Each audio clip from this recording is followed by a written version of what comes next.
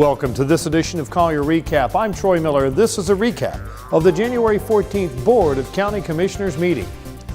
The board began the day by selecting a new chairman and vice chairman for 2014. In a unanimous vote, District 3 Commissioner Tom Henning was appointed chairman and District 5 Commissioner Tim Nance was appointed vice chairman. After the vote, Chairman Tom Henning presented a plaque to Commissioner Georgia Hiller to honor her for her leadership serving as chairwoman in 2013. Next, the board celebrated 3 proclamations. First, the commissioners recognized the 17th annual Reverend Dr. Martin Luther King Jr. Parade and Celebration, which is scheduled to take place in the city of Naples on January 20th. The award was accepted by Harold Weeks, President, Collier County's NAACP, Diane Keys, Irene Williams, and Rhonda Cummings. Next, January 31st was designated as Kindness Awareness Day in Collier County. Bob Vadtruba has challenged many school children and adults in Collier County to reach 1 million acts of kindness in their lifetimes through his nationwide bus and bicycle tour promoting that kind thoughts and acts can be practiced in schools, public governments, businesses, and communities to create a better and more efficient society as a whole. Bob has bicycled thousands of miles traveling the perimeter of the United States to visit Collier County at least twice with his dog Bogart. In his 3-year bicycle tour, Bob and Bogart were on hand to accept the proclamation. The final proclamation of the day recognized January 31st as Frank Van Essen Day in honor of his 28 years of dedicated service to the Collier County Mosquito Control District. Under his leadership, the CMCD expanded its treatment area from 206 to 401 square miles and evolved its treatment method from fogging with DC-3s to ultra-low volume treatments with Shorts Sky Vans.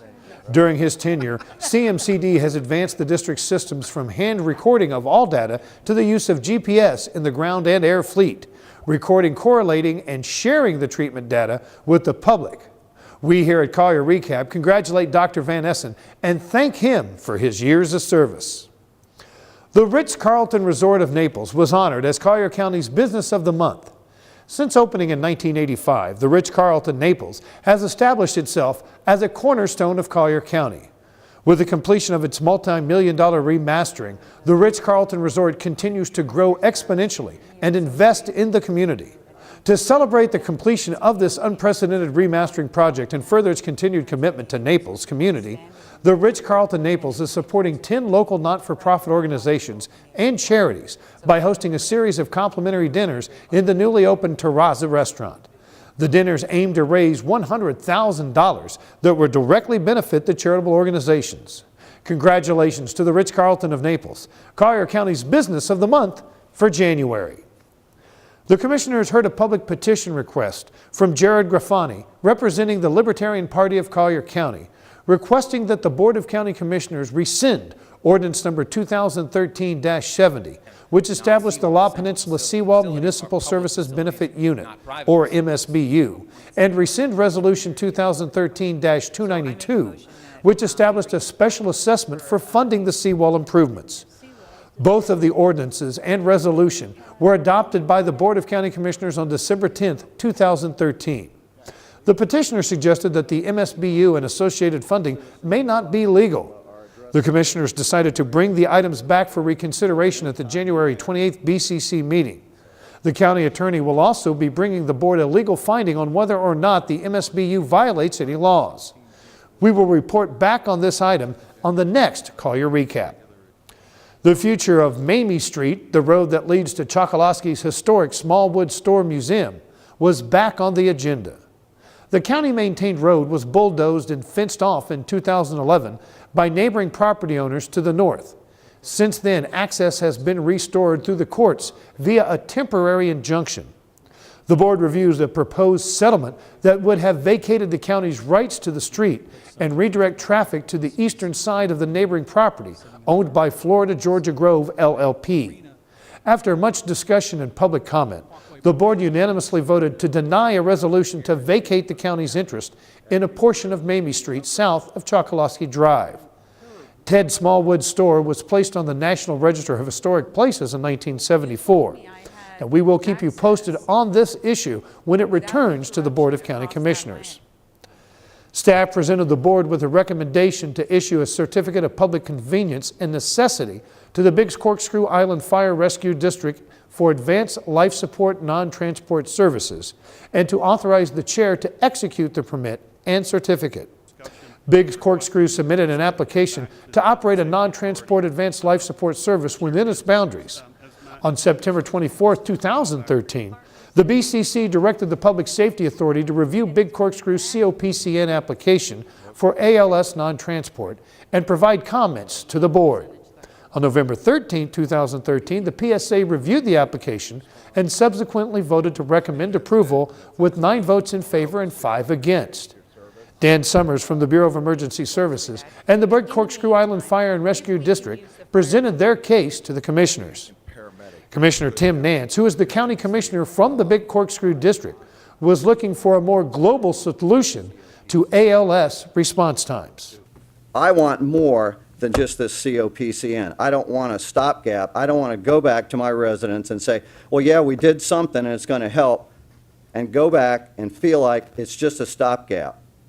I'm looking to my commissioners, and I'm looking for support here today, for support for my district and for the county as a whole to authorize the expenditure of additional monies now to improve EMS service. I am not interested in somebody coming up to me and showing me a page in the AUIR one more time that says we're going to do something to improve EMS system in 5 years.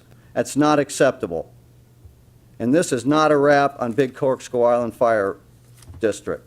But what I'm doing is I'm looking to my fellow commissioners to say, okay, you say you really want to do something. I'm asking for your support to make a budget amendment, and I'm asking the ability to let the county manager and the fire districts and staff go out and say what is really the best solution to bring some relief to my district. They shouldn't have to settle for 1.5 times the time and still have that not met. We need additional funding. I want real improvement. The COPCN request was denied in a 3-2 vote.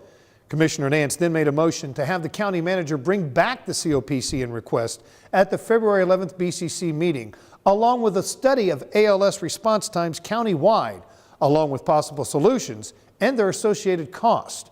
That motion passed in a vote of 4-1. Commissioners voted to change the timing of payment of impact fees from permit issuance to certificate of occupancy or completion. This change does not eliminate the requirement to pay impact fees. Rather, it moves the payment to a later point in time. The fiscal impact of this change is only related to timing of the receipt of the impact fees. Currently, the average time between issuance of a building permit and CO ranges from 6 to 12 months, with longer time periods for large commercial and multifamily buildings. Some of the delay in receipt of impact fees related to this change may be offset by the efficiencies implemented by the Growth Management Division that have streamlined processes and allows permits to move more quickly through the review and inspection requirements. The board heard a recommendation from staff to award request for proposal number 13-6173, outsourcing concessions at the North Collier Regional Park, and authorized the chair to sign a contract with NASA Holdings of Miami Incorporated, doing business as Concession Services Systems. The contract would include the concessions at Sun and Fun Lagoon, as well as the facilities at the softball and soccer fields. The commissioners voted unanimously to award the contract as requested. The board heard a presentation of an analysis performed for the clerk by Clifton Larson Allen LLP, an independent certified public accounting firm, of subrecipient agreements approved by the Board of County Commissioners to identify the amount of program income earned by housing opportunities made for everyone, also known as HOME, related to the purchase, rehabilitation, and subsequent resale of foreclosed properties, partially subsidized by federal and state grant funds. The board approved a motion to support the clerk in turning over the report to the Inspector General. That's all for this edition of Collier Recap, your recap of the January 14th Board of County Commissioners meeting. Now, if you want to review all or part of any county commission meeting, visit colliergov.net and click on the video archive section.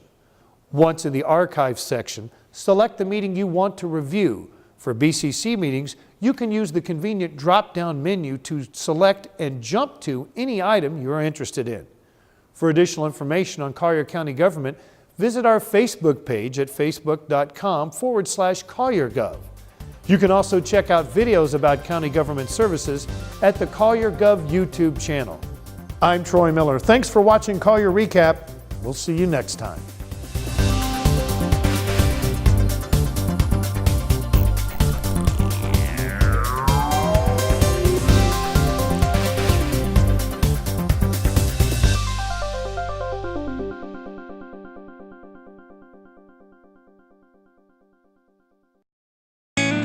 You're watching Collier Television, bringing government home.